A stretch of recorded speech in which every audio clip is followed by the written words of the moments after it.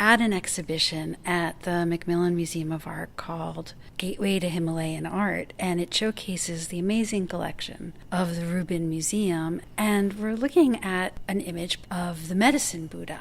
The painting is a reproduction of the first in a set of medical paintings commissioned in 17th century by the regent of the Fifth Dalai Lama, Desisangye Gyatso, and he compiled a medical treatise called The Blue Beryl, which this set of paintings illustrates. The reason this set of paintings was created is that the government was trying to systematize medical knowledge on one hand, and on the other wanted to have some sort of management of the education about medicine. The paintings were meant to be used by medical students to help them memorize various chapters of the treatise. And this first painting sets up the whole set and explains who the medicine Buddha is and situates him within his mandala palace. The medicine Buddha is holding two objects. In his left hand is a bowl with ambrosia, and in his right hand he's holding a stem of a plant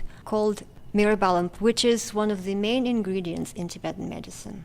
Technically speaking, this is the Buddha's palace on a mountain that has 4 different sides filled with medicinal forest, and each different plant is inscribed and recognizable. So this picture introduces this idea of the medicine Buddha as a teacher, and also it provides a way of reminding you, what does nature provide for healing? I'm reminded of the story about a medical student whose master sent him to find one thing that was not useful in healing. So this person spent long time searching, and he came back and said, I could not find anything that was not useful in medicine.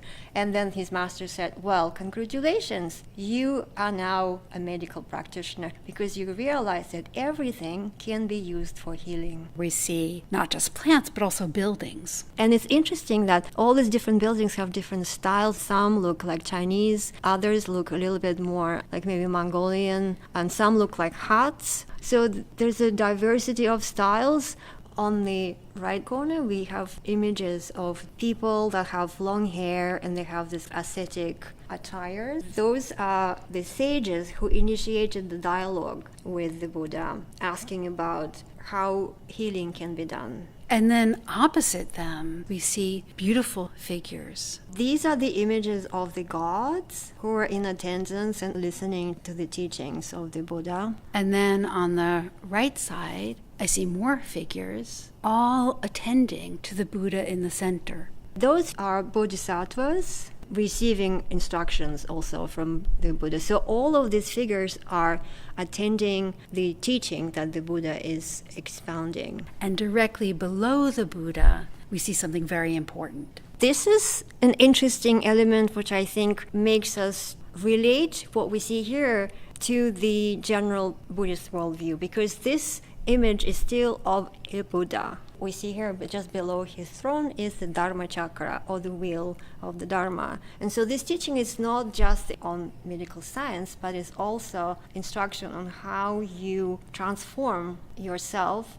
To Tibetan medical practitioners, medicine is not just the things that you do to the body, but also things that affect your mind. So everything is interdependent, and this is part of the larger Buddhist teaching of interdependence. An important component of this painting is the long inscription that we see at the bottom. And this inscription says that at the center of an emanation abode, on the summit of a mountain endowed with potent and powerful remedies, within a celestial palace with 4 gates, the teacher of remedies, Vaishajya Guru, which is the Sanskrit name of the Buddha, explains the science of medicine to many assembled gods, sages, Hindu divinities, and Buddhists.